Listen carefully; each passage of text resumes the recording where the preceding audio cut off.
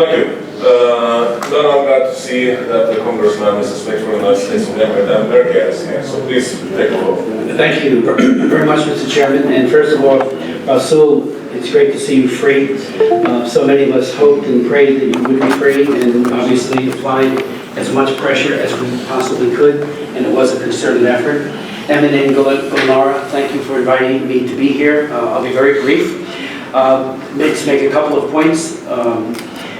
On two occasions in 2013 and 14, a group of congressmen and senators and I met with Aliyev in his palace. We raised human rights for well over an hour.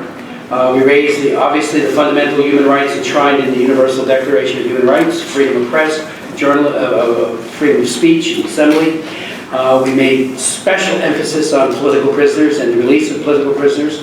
And not just the release, but the ending of their, the decrees that put them there in the first place, which means even a free political prisoner, if that's not done away with, is liable for recapture and reincarceration at the drop of a hat, whenever they capriciously deem they would like to do it. We raised religious intolerance, which has been getting worse, and of course it got worse in December with new amendments signed by Aliyev. We also raised the issue of sex selection abortion, which is leading horrifically to a gender imbalance where the girl child is being killed by sex selection abortion. The male to female, it's not quite China yet, but it's on its way.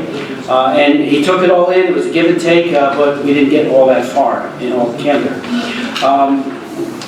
When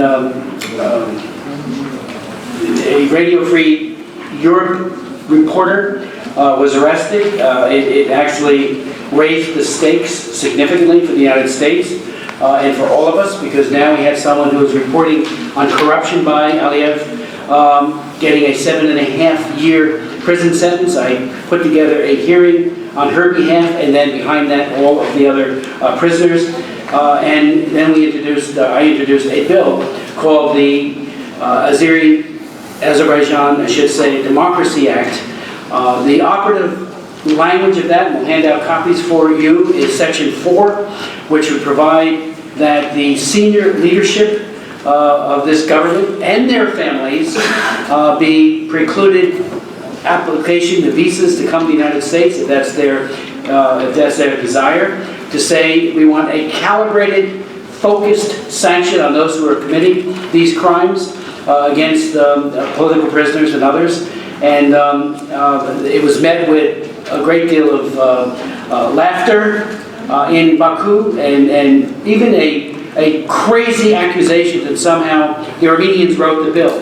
I want to make very clearly at this forum that my staff and I wrote this bill. When we put out our press release about it, that's when the Armenian community learned about it. So even, from my perch in the United States, we see how what a Alice in Wonderland viewpoint this government has. They don't have a clue why we are raising this issue, or so it would seem, blaming it, as I said, on the belief that it was just ginned up by the Armenians. It absolutely was not. They learned about it. The template for this law, this bill, is the Belarus Democracy Act, which I am the prime author of. It's current law in the United States.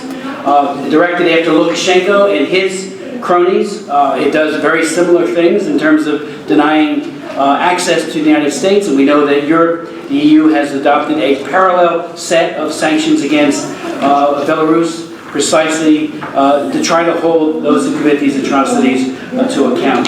I can assure you we'll continue our advocacy and we'll do so very, very aggressively. My hope is that this bill will pass. I believe it had at least some input in leading to the release of some prisoners, because we're serious about this. I've been in Congress 36 years. I've written well over 25 major laws on human rights, including America's landmark law called the Trafficking Victims Protection Act, as well as many other laws. This Belarus Democracy, again, was the template for this. Aliyev has actually hired a Top Gun law firm in the United States to kill the bill, and they're working the halls of Congress to try to stop it, but that's happened before. I will, and my colleagues will be undeterred in trying to make sure that this legislation goes forward. The legislation has within it provisions that if things improve, obviously the sanctions go away. Sanctions only have meaning when they're used judiciously, as we all know, to bring out a positive outcome, and we are very intent on ensuring that. So thank you for your leadership. It is extraordinary. It's making the difference. And we will try to do our part to be a part of this important human rights struggle. Thank you, Mr.